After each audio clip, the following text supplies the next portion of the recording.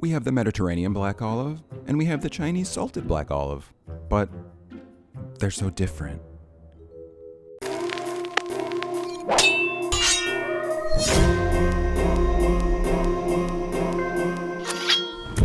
JP from Secret Congee here in Seattle. We want to challenge you to make something with Chinese black olives. I think it would be good for your audience to try something, to see something new. This is a very unique thing that we typically use here at Secret Congee, and hopefully you can come up with something that's very inspiring. Thank you. Hello everyone, welcome back to Key Ingredient, the show where every month a chef or subscriber gives me an ingredient to work with and I turn it into a dessert. This month's key ingredient is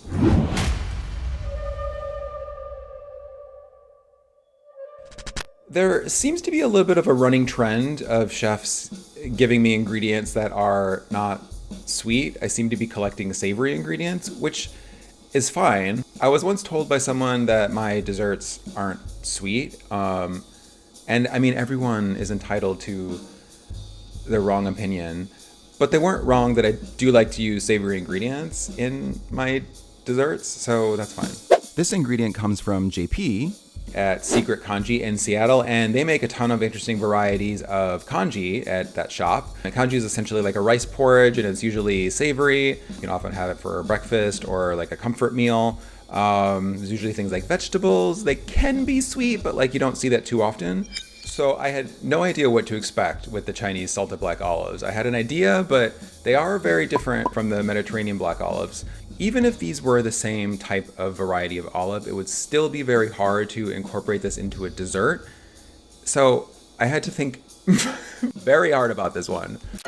Making dessert out of something that is not supposed to be dessert is tough. And that's not always true for everything. You know, some things that lean very savory like black sesame adapt very well into sweet applications. I love black sesame, and I once made a black sesame dessert. And it was a black sesame panna cotta, and it kept getting returned to the kitchen, and the complaint from everyone was that it tastes too much like black sesame. So begrudgingly, I reworked the recipe that was fine to begin with and served it again. And people still said it tasted too much like black sesame. And I'm always open to criticism, so if someone believes that something about my recipe is off, tell me so. But allow me to convince you that I'm right. And I'm sure a lot of people have a lot to say about that, but whatever. But in the end, I do want to make a dessert that more than just myself will enjoy. So when I was developing this, I really wanted to design something that was for everyone. A dessert for everyone. I didn't want this to be a niche dessert that only appealed to 6 people. When I first talked to JP, he said, these can be a little hard to find. I'm not even going to tell you what I had to do to get these things.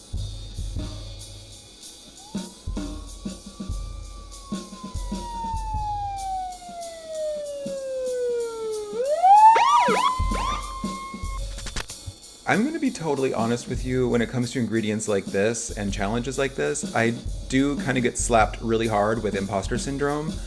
I think it stems from like working under different chefs in really high intensity kitchens. Like I'll be doing something and there will be this voice in the back of my head that just keeps throbbing like, you suck, you suck, you suck, you suck. Anyway, these olives are very salty and I have a pretty salty palate, so that's really saying something. It's not the saltiest thing in the world. I mean, there are things saltier, like pasta water, my attitude on dating, my book Sugar Burn. Okay, so what I'm going to do this month with this ingredient is I'm going to make a frozen congee, which would be sort of like a baked Alaska, sort of. So I'm gonna make. Okay, so I'm gonna start with an ice cream, which is gonna be a toasted jasmine and black olive ice cream, and then the core of that is going to be a satsuma-apple compote. I haven't made citrus compote quite like that before, so we'll see if I'm gonna have to make sure that there's enough like apple in there so that it's like fluid and not gummy or like sticky like candy. I have a feeling it might come out like candy. That'll be in a ball form because I'm gonna pipe the ice cream into like a cylinder mold, And then I will put a base of chocolate olive cake. So that'll be the bottom of the baked Alaska. And then I'll coat the whole thing with meringue. It'll look really pretty, kind of like a beehive. And I'll torch that because I just have to set everything on fire. Maybe I'll do like a salted olive caramel. I don't want to do that. And then I'll garnish with a little bit of candied cashews. And I'm gonna throw in some ginger in there too. So they'll have a little bit of spice to them. And then I'm gonna pair that, with sautéed Asian pear. With just a little bit of sugar, butter, and some more ginger. So a toasted jasmine black olive ice cream with the satsuma-apple compote, Kurr, set atop a black olive chocolate cake base, coated in meringue. Did I say that? And then served with candied cashews and sautéed up Asian pear. And that'll be the frozen congee. Or baked congee, I guess, if you want to call it that. But I don't. So this will have like a lot of textures and temperatures. It'll be like chewy and creamy and sweet and probably like hella salty. But it can't be worse than that one batch of ice cream I made for a friend's coworker, which was Oreo and salsa ice cream. That was nasty. Okay. Okay. Let's try this.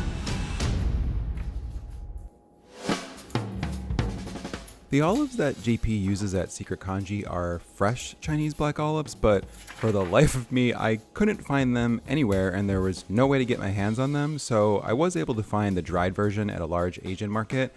And I'm not familiar enough with the ingredient to know how much of a difference the fresh versus the dried versions are, but like I've said before, sometimes you just have to use what you've got and make it work.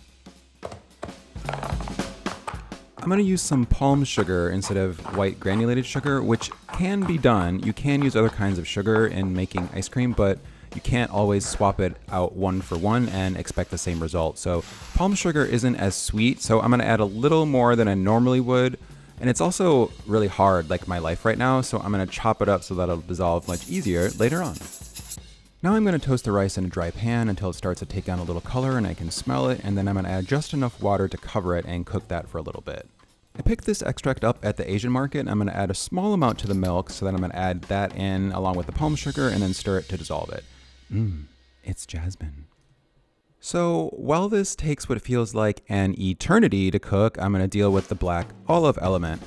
Now, when I made this, I realized that I portioned everything out and I thought I had everything correct, but when I realized that I used the wrong portion that I set aside for a different part of the recipe, so I don't really know how much I actually ended up using, and I think this all just really points to the fact that I have the mind of a goldfish and I need to start coming up with a plan for why my memory is so bad.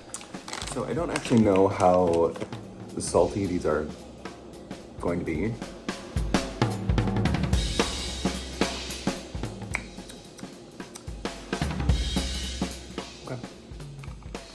We're gonna do 50, and then if it's not like olivey enough, I'm gonna add in some really finely chopped stuff at the end. Maybe. Ooh, that is that is strong.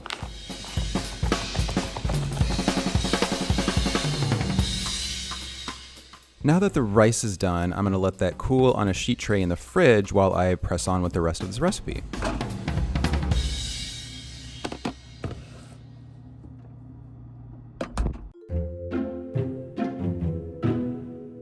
I'm making a custard-based ice cream, which means that it includes egg yolks, and there's not a whole lot new about that process except for the fact that I'm using palm sugar and infusing the cream with black olives.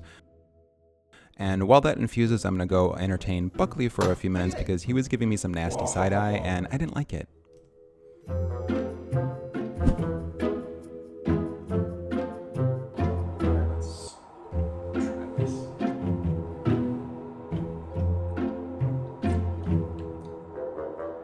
You suck. Okay.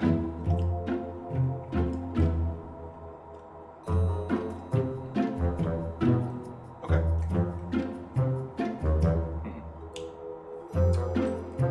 We'll see. I feel like it's not sweet enough. We're gonna add a little more sugar.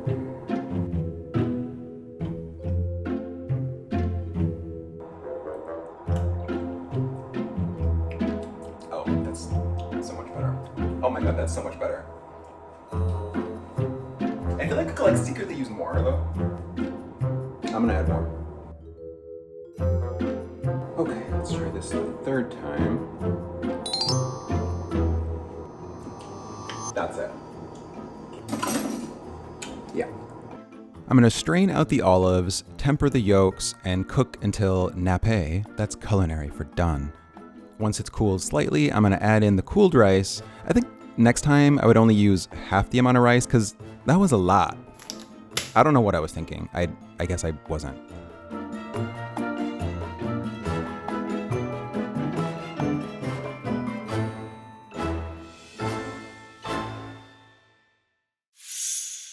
I had never heard of satsuma until I moved to New Orleans, and then I saw them everywhere, and they were everywhere. And they're just like, I mean, they're okay. It smells so good though. So instead of making a marmalade, which has the peels in it, I'm just gonna make a sort of compote with the whole segments, sugar, corn syrup, salt, and yuzu. Cook that down and then strain out the pulp. Off the heat, I'm gonna add some Cointreau and then straining all of it into a bowl with a little citric acid. I feel like I use that all the time. Now that it's strained, I'm adding in the applesauce, and I was gonna use pureed fresh apples, but I was lazy, so I didn't do that.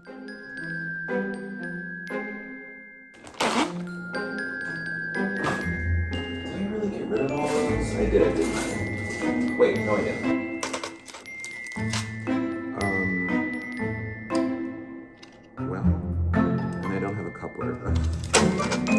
How do I have 9,000 pieces of equipment except the one that I need?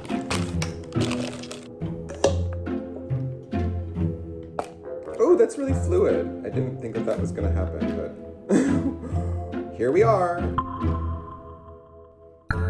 I'm making candied cashews a little different. I'm making them like I do for ice cream. So brown sugar, salt, more salt, and some ginger mixed with some honey and corn syrup. It may look like a mistake right now, but wait till it comes out of the oven.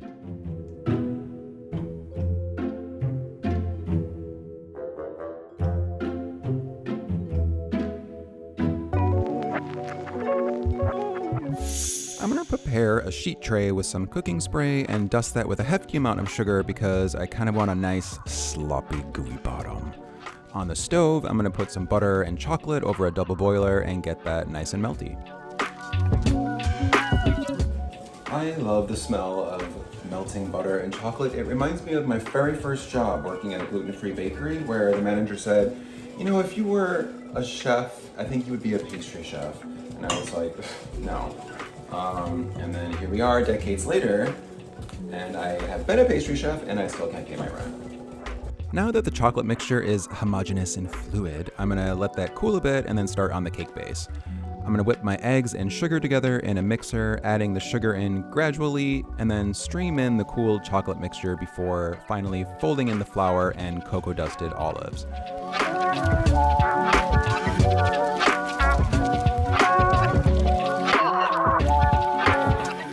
Into the pan it goes, and then it gets a spanking because it's such a naughty recipe. And then it goes into the oven. See, look, this is proof that I clean as I go. Like I'm getting better. Look how much ended up in the sink this time.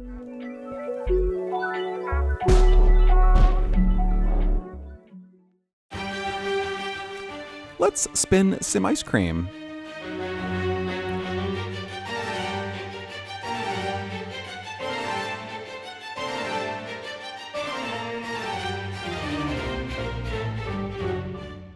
After it's churned, I'm gonna add in some finely chopped black olive and then scoop the ice cream into the dome molds and then pipe some of the compote into the center before covering the top with more ice cream and then leveling it off like a professional.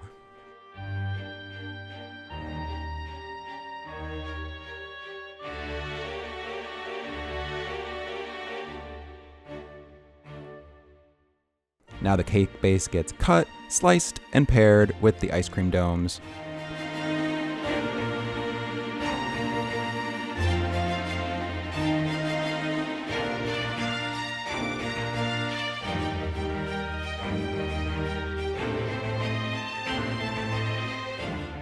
For the meringue, I'm cooking some sugar and water and bringing that up to temperature and then streaming that into the bowl. This is called an Italian meringue, which is pretty smooth and luxurious, and it's my favorite kind of meringue, especially for buttercream.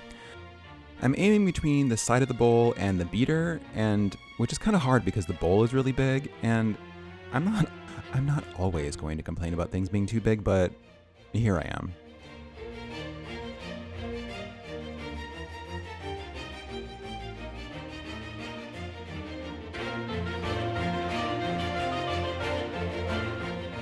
For the sautéed pear, I'm going to slice that up in really thin slices, and then I'm going to hit that with a little bit of lemon juice before I throw that into a pan.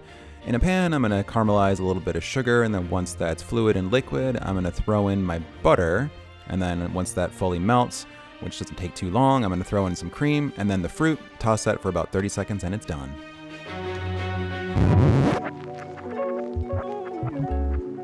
I had 2 angles of this, but I forgot to turn the other camera on, so you just get this one angle. The dome is going to go onto the plate, and then I'm going to coat the entire outside with meringue. I'm going to pipe that on, which I haven't done in a while, so it looks a little sloppy, but hey, nothing a torch can't hide. Sort of. I'm going to twist some of the slices of Asian pear and then set those on the plate. I did toss the warm fruit with the candied cashews, so they sort of produce this like nice syrupy, caramely sauce, and it was nice.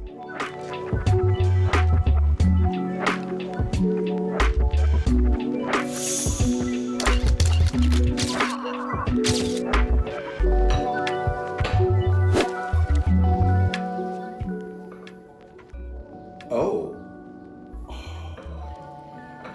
Yes. Oh, it's so oozy.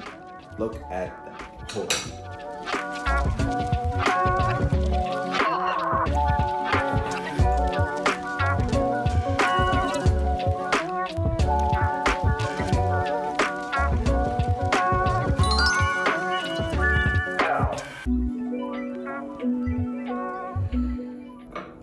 Okay, that's like kind of good. Ooh. What? What? You suck. Okay.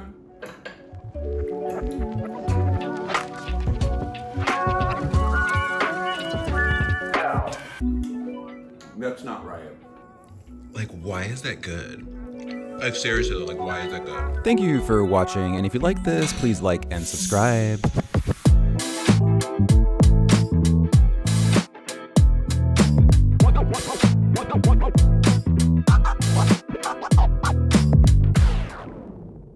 I just want you to see the magnificence of this Kurr.